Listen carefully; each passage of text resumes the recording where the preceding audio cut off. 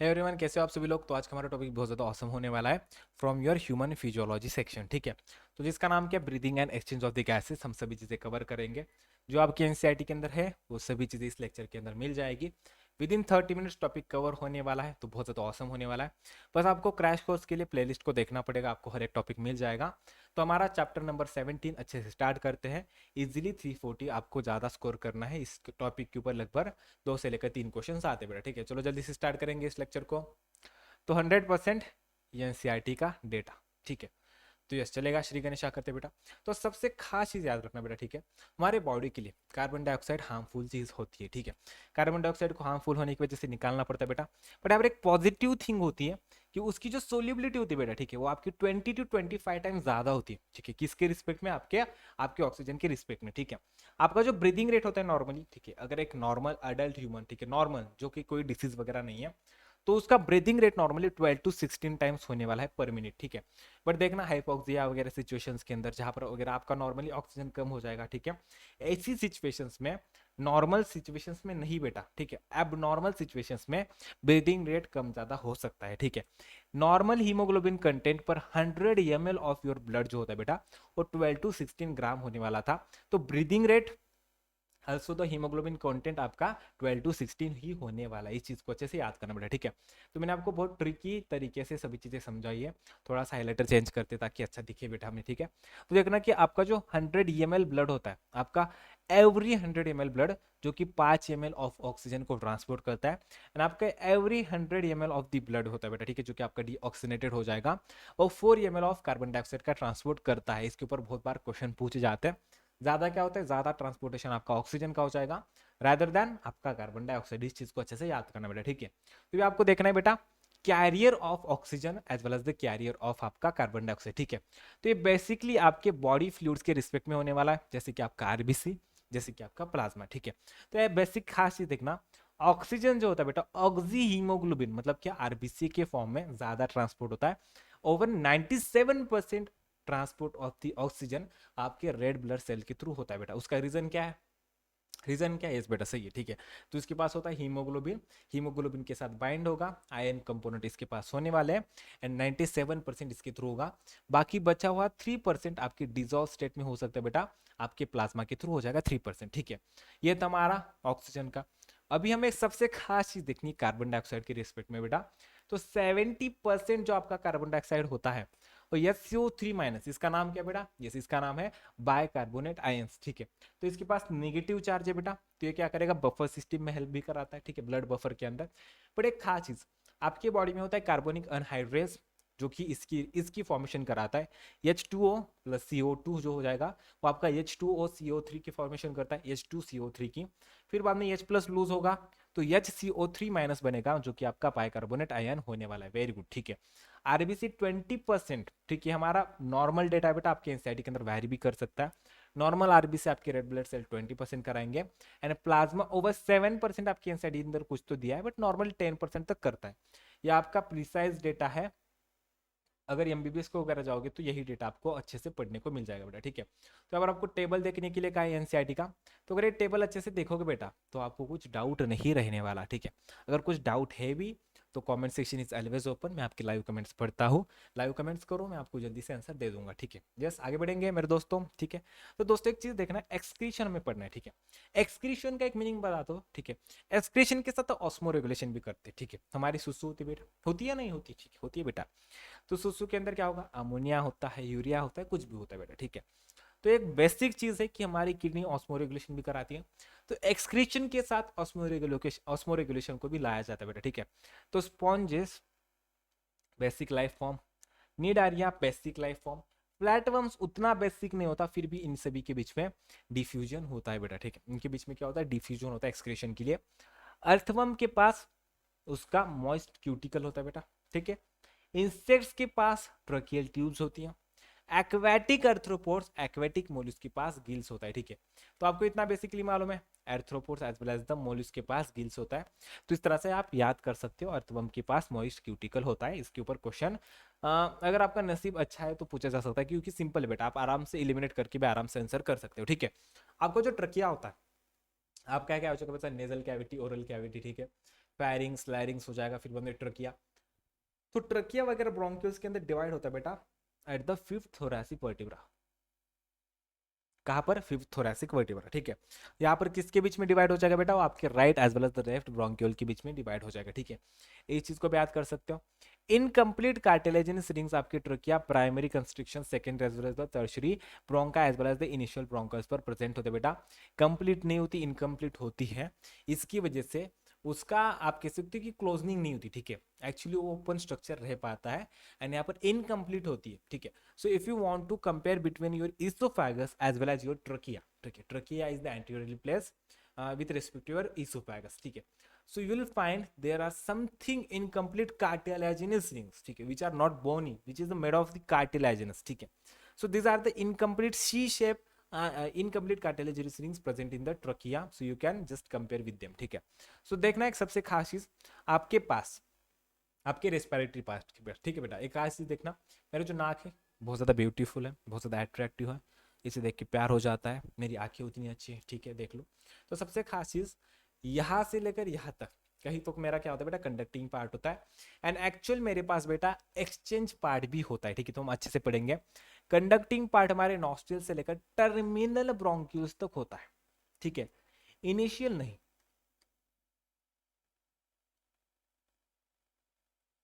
देख लो अच्छे से, ठीक है। यहाँ पर क्या दिया आपका? टर्मिनल दिया बेटा, मतलब टर्मिनल ब्रोंक्यूल्स तक आपका क्या होने वाला है? कंडक्टिंग पार्ट आने वाला बेटा, ठीक है। एंड एक्चुअली जो आपकी सैक्स होती है बेटा, ठीक है, एयर फील्ड सैक्स होती है एल्विलाई, और जो आपका डक्ट्स होने वाला है एल्विलाई का बेटा, आपके एक्सचेंज पार्ट में पार्ट करेगा बेटा। एक्सचेंज पार्ट मतलब क्या होता है? एक्सचेंज पार्ट मतलब जहां पर actually O2 as well as the CO2 exchange किया जाएगा एनवायरमेंट के साथ बेटा, ठीक है। तो सबसे खास चीज यहाँ पे देखना, एल्विलाई प्राइमरी साइट है एक्सचेंज ऑफ गैसेस की।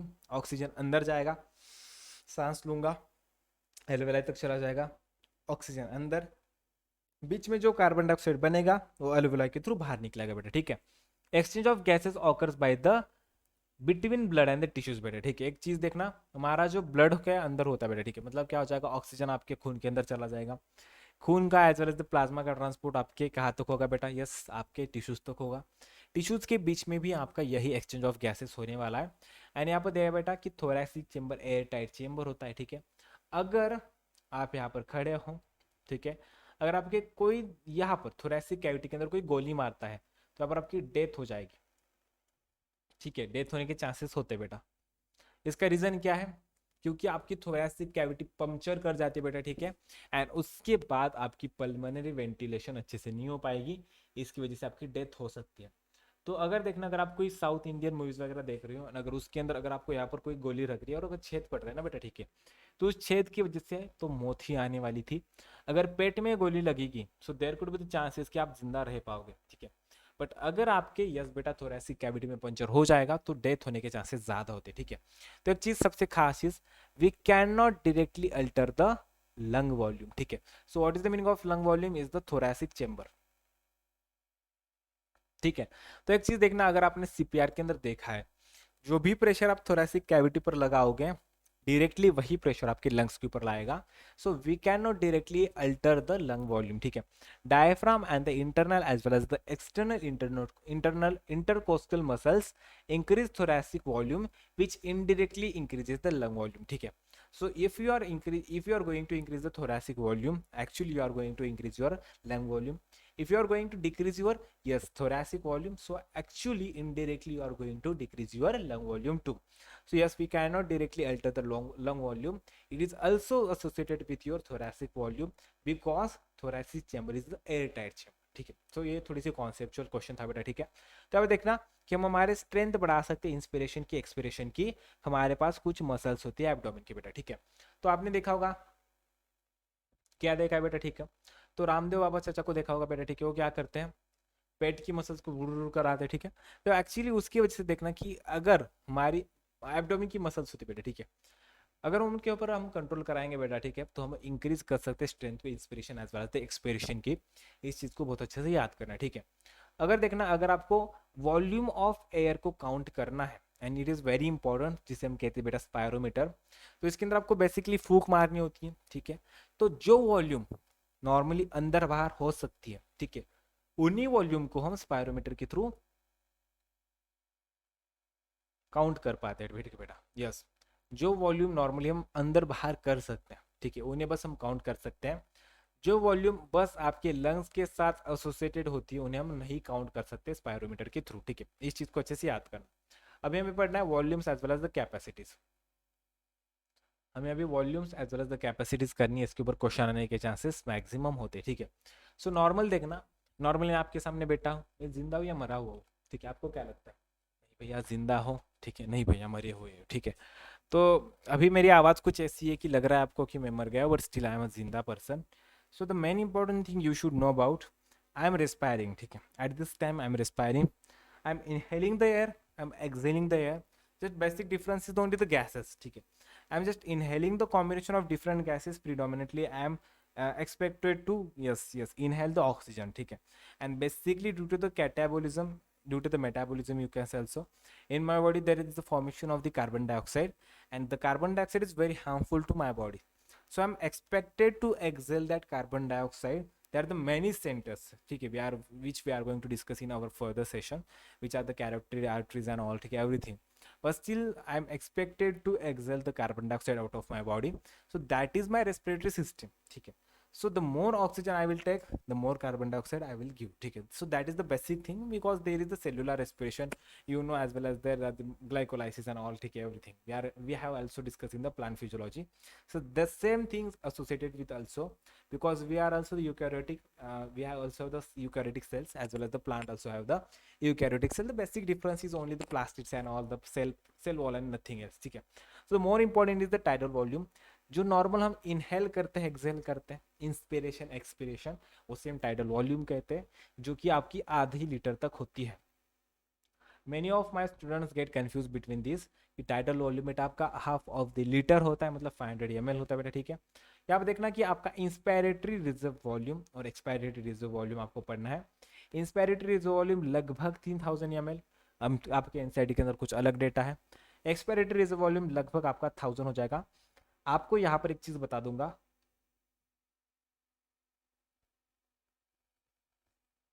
जस्ट फॉलो योर एनसीईआरटी, ठीक है। सो इन वॉल्यूम्स के लिए, कैपेसिटीज के लिए आपको बस एनसीईआरटी को फॉलो करना है। सो देखना what is the meaning of reserve, ठीक है। So the extra things I can do for my body is called as the reserve. The extra things which I can do for my life is called as the reserve. So reserve bank, ठीक है। So bank in which I can reserve my black money, ठीक है, black money तो नहीं होता बेटा basically, still, ठीक है। So I can reserve my money, ठीक है, it is called as reserve. So inspiratory reserve volume, the extra volume of air which can I reserve in my body. Expiratory reserve volume which I can exhale more specifically. So आपको NCERT से पढ़ना है, normally near about आपकी 3000 1000 होने वाली है, ठीक है। Residual volume, it is also known as the बची हुई वॉल्यूम। तो बची हुई वॉल्यूम जो कि आपकी कभी भी फूक मारने से नहीं जाती, वो आपकी 1200 मिलीलीटर बेटा, ठीक है। तो ये मतलब आपकी 1.2 लीटर होने वाली, इस चीज़ को अच्छे से याद करना। एंड इसकी वजह से यहाँ आपकी लंग्स कभी कोलैप्स नहीं होती, ठीक है। Even if I remove lungs from my body, ठीक है, सो स्टिल वहाँ पर थोड़े लंग्स आपके फुल स्ट्रक्चर में होने वाले थे, उसका रीज़न आपके रेसिडुअल वॉल्यूम होती है।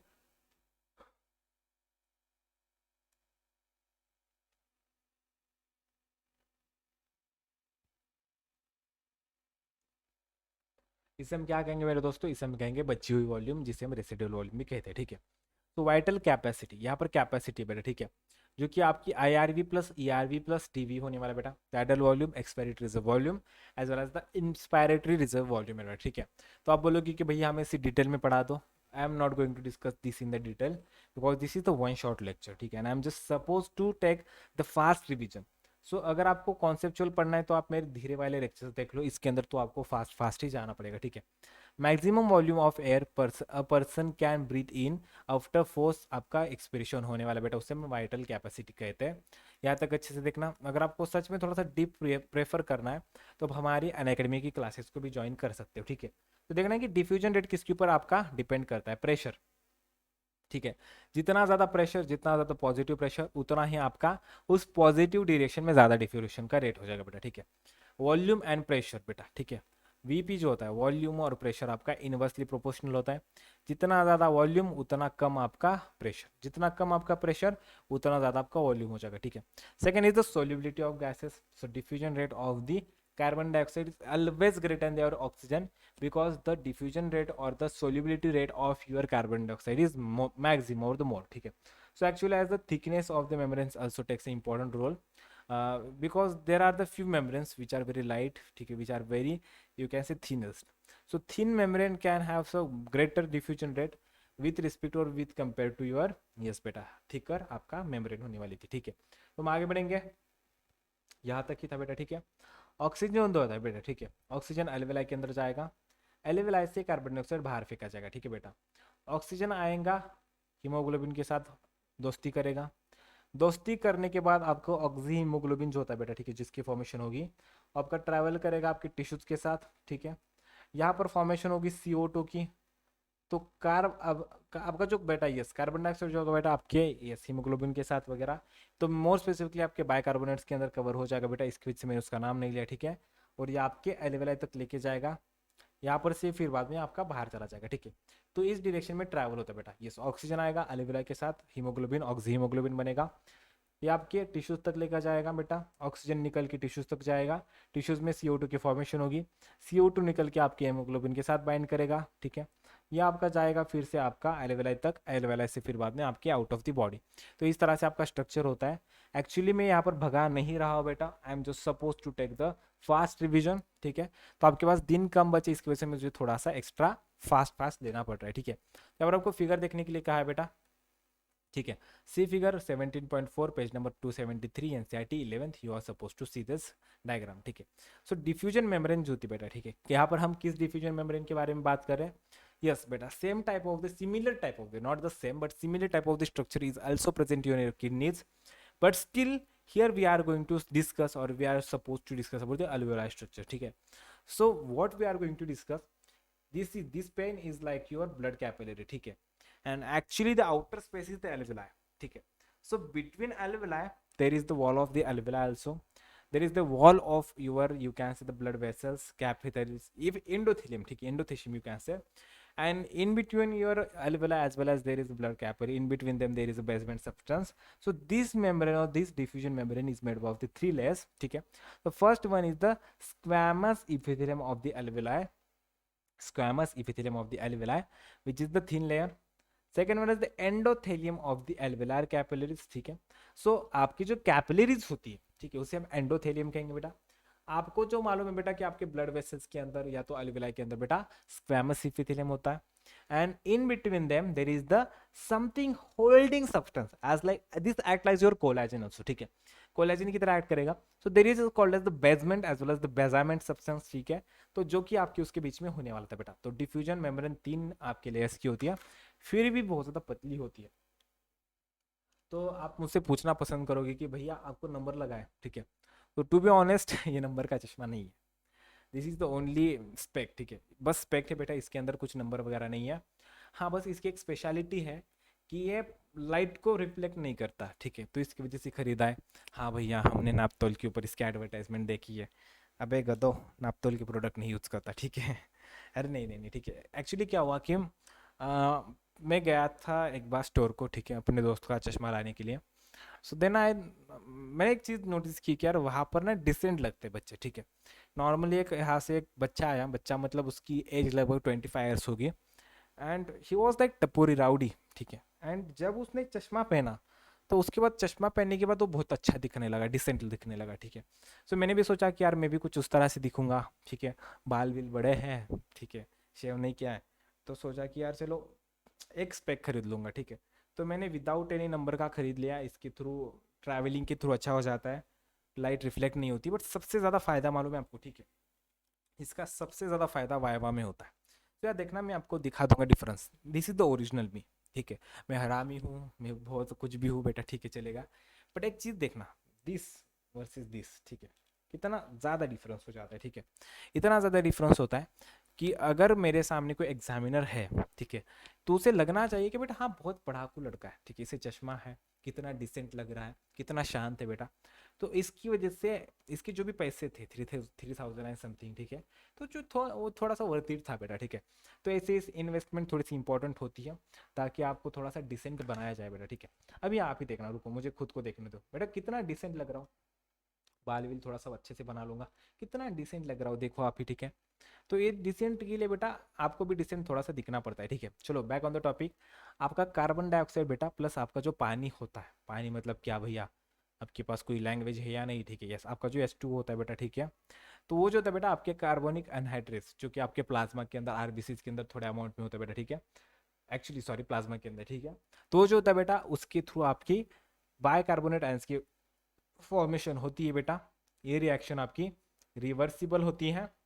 मतलब देखना कि ये फॉर्मेशन, इसकी फॉर्मेशन टिश्यू लेवल पर होगी, ठीक है।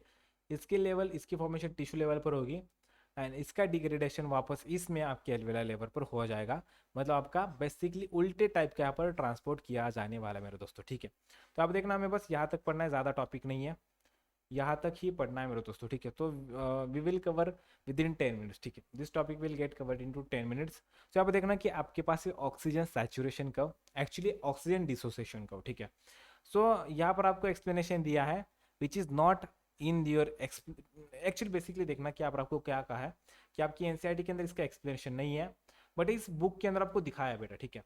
तो एक्चुअली देखना कि एनसीईआरटी के अंदर नहीं है, तो मैं भी इसे डिस्कस नहीं करूंगा, क्योंकि आपको इसे खुद से पढ़ के समझना पड़ेगा, क्योंकि आउट ऑफ एनसीईआरटी पर ज़्यादा क्वेश्चन नहीं आएंगे। तो राइट में जाएगा तो डिसोसिएशन, ठीक है। लेफ्ट में जाएगा तो एसोसिएशन, ठीक है। मुझे बस इतना ही सपोज था मैं, क्योंकि आपको जो नीट में आएगा वही मैं पढ़ाने वाला हूँ। बट यस, ये नीट के लिए बहुत ज़्यादा इंपॉर्टेंट है। Which one? दिस वन, ठीक है बेटा। So haemoglobin affinity to the oxygen, ठीक है। तो एक चीज़ देखना, हम कब किसी से क्यों प्यार करते, ठीक है। तो देखना कि इस पूरी दुनिया में the only unconditional love is the mother's love, ठीक है। So other all the loves, ठीक है। So may be it your anything, you can say friendship goals, relationships, and anything there is something condition, ठीक है। the basic condition which I am having this phone, ठीक है। I love this phone, ठीक है। why so? Because this phone works very nicely, it can hold my privacies also, it can give me something different entertainment. So this is the type of the conditional love. I am getting something benefit from this phone, ठीक है।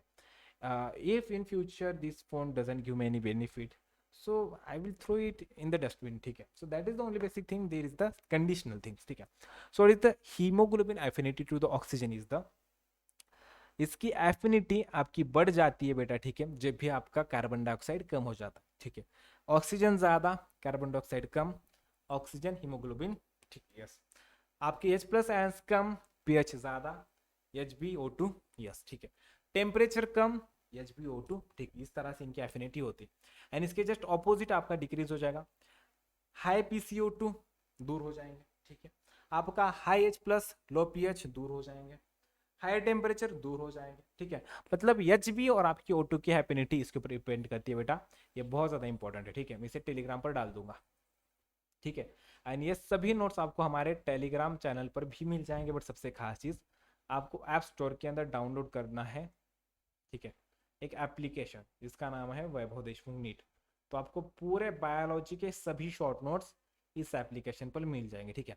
तो जल्दी से जाओ वैभव Deshmukh NEET application को download कर लो, आपको सभी नोट्स मिल जाएंगे, ठीक है। तो आप देखना अभी पढ़ना है कि रेगुलेशन ऑफ रेस्पिरेशन कैसे होता है, it is very important thing, क्योंकि अगर आपकी बॉडी में एक चीज़ भी ऊपर नीचे हो जाएगी तो आप भगवान को प्यारे हो जाओगे बेटा, ठीक है। So the very important thing is the medulla, ठीक है। रेस्पिरेटरी रिदम सेंटर है, ओमिट सेंटर है, कार्डियोवैस्कुलर सेंटर है, बहुत ज़्यादा इंटरकनेक्शन बनाता है बेटा, ठीक है। तो it act as the vomit centre, ठीक है, उल्टिया कराएगा, ठीक है। रेस्पिरेटरी रिदम सेंटर रेस्पिरेशन को कंट्रोल करेगा। Pons pneumotaxic centre can moderate respiratory rhythm centre बेटा, मतलब क्या, पॉन्स के पास P for the pneumotaxic centre, P for the pons which help और the which can moderate the respiratory the functions of the respiratory rhythm centre, RRC, ठीक है। केमोसेंसिटिव area rhythm centre के पास होता है, और CO2 H प्लस के लिए आपका सेंसिटिव होता है, ऑक्सीजन के लिए नहीं होता। Oxygen is helpful for us, oxygen is not harmful for us, ठीक है। So the carbon dioxide as well as the higher H plus ions could be harmful for us. So there are some areas which can be sensitive or which can detect carbon dioxide as well as the H plus, ठीक है। So there are the few extra areas which are also called as the aortic arc as well as the carotid artery, which can also recognize the CO2 as well as the H plus concentration and send the recognisable symptoms और the signals to the respiratory rhythm centre, ठीक है। So role of respiration of oxygen in the respiration is very insignificant, ठीक है। तो respiration के अंदर oxygen का कोई ज़्यादा सिग्निफिकेंट रोल नहीं होता, नेजोफेरिंग्स वगैरह ओपन होता है जाने तो, ठीक है। रेस्पिरेटरी डिसऑर्डर्स, अस्थमा, ठीक है। इसका रीजन हो सकता है प्रोलॉन्ग एलर्जी, एम्फाइसेमा, ठीक है, सिगरेट वगैरह की वजह, सिगरेट की वजह से बेटा, और ऑक्यूपेशनल रेस्पिरेटरी डिसऑर्डर जिसकी वजह से लॉक्सिस होता है। इन सभी वर्कर्स को मास्क पहनना चाहिए बेटा, ठीक है। तो आपके पास एक इंपॉर्टेंट चीज़ आपके साथ डिस्कस करनी है बेटा, ठीक है। तो हमने क्रैश कोर्स लॉन्च कर दिया था मेरे दोस्तों, अगर क्रैश कोर्स के अंदर अच्छे से बेनिफिट पाना है तो इस प्लेलिस्ट को देख लेना, ठीक है, जिसके अंदर मैंने इस लेक्चर को ऐड कर दिया है, बायोलॉजी वन शॉट। आपका हर एक टॉपिक 30 मिनट्स के अंदर कवर हो जाएगा, इजीली 340 के आगे जा सकते हो।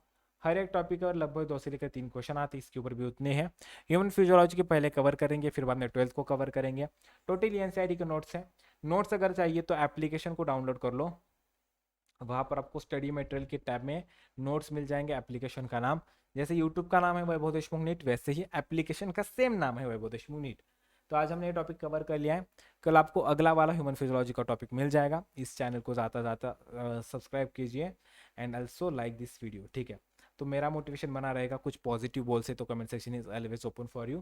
चलो जल्दी मिलते हैं नए लेक्चर के साथ, बाय बाय, टेक केयर।